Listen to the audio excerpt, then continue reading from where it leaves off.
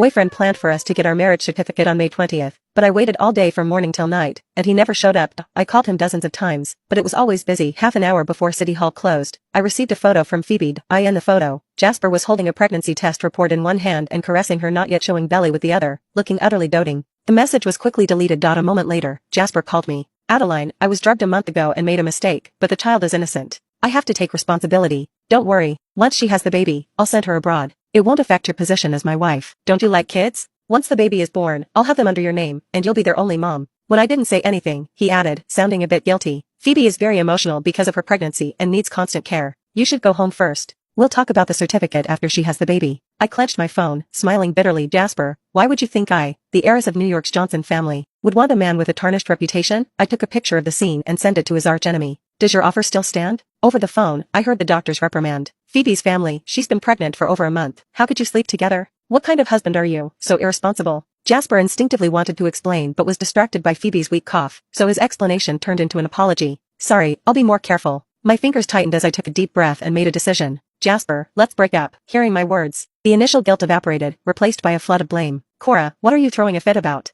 Is it fun to compete with a pregnant woman for attention? Every time there's a problem, all you do is threaten to break up. Have you ever really left? After 8 years, who else would want you? Do you dare to really break up? His words were like sharp knives, stabbing straight into my heart. This was the 99th time Jasper stood me up for Phoebe. The previous 98 times, Phoebe always had some excuse to call him away whenever we were about to get our certificate. The first time, she had just returned to the country and needed a pickup. The second time, she twisted her ankle in high heels, and Jasper rushed to take her to the hospital. The 98th time, she got drunk and was being followed by some men. She called Jasper crying, and without hesitation, he left me on the roadside and sped off. That night, without my phone, I walked over 10 kilometers to get home. When I opened the door, I saw him holding Phoebe on the sofa. Seeing me, Phoebe sat up first, tears in her eyes, pitifully explaining. Adeline, I'm sorry, it's not what you think. I was just so scared, and Jasper was just comforting me. I looked at her, my words sharp with sarcasm. What kind of comfort needs you to be in each other's arms? Jasper shielded her behind him, reprimanding me. She was just frightened and couldn't sleep. I just lent her my shoulder for security. She's just my junior. Cora, can't you be more generous?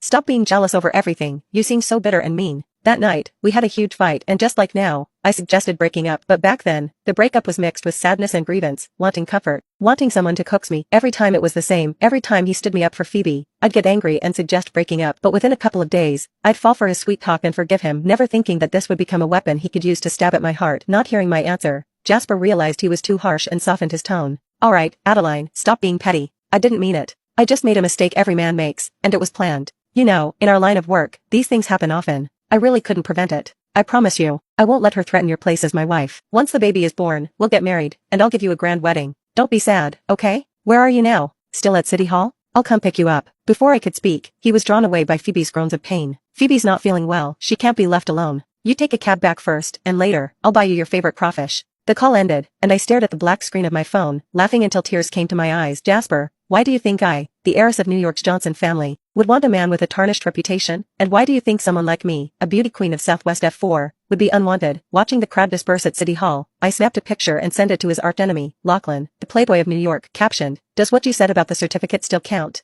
As Lachlan was entering the airport, he saw the message and didn't think twice. He delayed his flight, jumped on a helicopter, and rushed over, afraid he'd miss his chance. When I saw him, he was breathless, drenched in sweat, clearly having run over from the helicopter. Without a word, he grabbed my hand and headed to the counter. Just in time, the staff stamped the papers, and I could hear his sigh of relief. Outside City Hall, he waved the red certificate in my face, looking smug. Now you're really mine, don't even think of escaping. Watching him, as happy as a child, I was in a daze. Was this the same Lachlan I knew? I remember once when Jasper left me in the pouring rain because of Phoebe, Lachlan drove by and splashed water all over me, already soaked. I broke down in tears right in front of him. The usually rebellious Lachlan suddenly panicked. He took off his jacket, draped it over me, awkwardly pulled me into a hug, and half-jokingly said, "What's the big deal about getting married? Does it have to be Jasper? What about me? He loves competing with me over business, so I'll steal his wife. Marry me? I promise no cheating, no divorce, just till death do us part." Back then, when my heart was all about Jasper, I pushed him away and slapped him. He didn't get mad. Instead, he was more serious than ever. "I'm serious. Think about it." The sincerity that night and the innocence now seemed nothing like the playboy rumored to be all about partying. "Why aren't you saying anything? Are you regretting it?"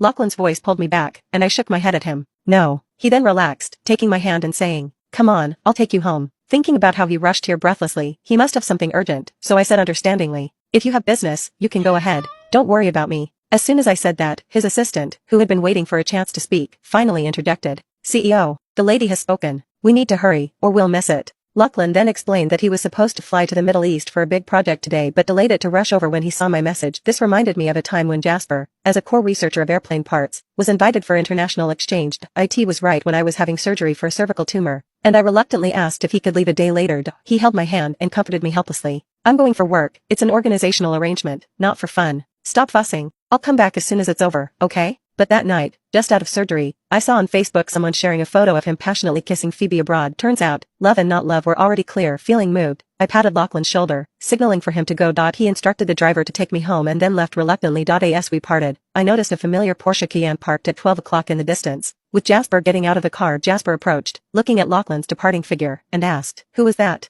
Caught off guard, thinking about whether to come clean, he suddenly looked at me, unconcerned, and started berating me. "Why are you still here and not answering your phone? How long are you going to keep this up? Do I have to come pick you up personally every time? When will you change your spoiled heiress attitude? Our Jasper family has always been kind and gentle. If you don't tone down your drama, how will you marry into our family?" Looking at him like this, my earlier worries seemed unnecessary. I smiled bitterly just as I was starting to feel anxious, considering whether to reveal everything. He suddenly looked at me. Unconcerned, he immediately began a stream of criticisms. "Why haven't you returned after all this time? You don't answer calls either. How long are you going to keep this up? Do I have to come and get you myself before you'll stop your spoiled behavior? Our Meng family has always been kind and gentle. If you don't curb this dramatic attitude, how will you marry into our family in the future?" Seeing him like this, my earlier worries seemed unnecessary, and I gave a bitter smile. "Jasper, we've already broken up. I'm not going to marry you. What you're worried about won't happen. You can leave." He froze, then tried to soothe me as he used to. "Adeline, I made a mistake, but I explained everything over the phone. Once she has the baby, I'll send her abroad. She won't be in your way." He stepped forward to grab me, but I subtly dodged. He paused awkwardly, his hand dropping to his side, his temper flaring up again. "I've explained so many times and even came to get you. What more do you want? Do I have to pay forever for one mistake?" I wasn't feeling wronged, yet he was acting like he was. It was amusing. "You did nothing wrong, and there's no need to apologize. I'm just tired. Let's end things amicably without making it ugly." Seeing my determination, he got a bit panicked, grabbing me with a voice desperate and humble. "Adeline, please, my dear, I really messed up. There's nothing between me and Phoebe.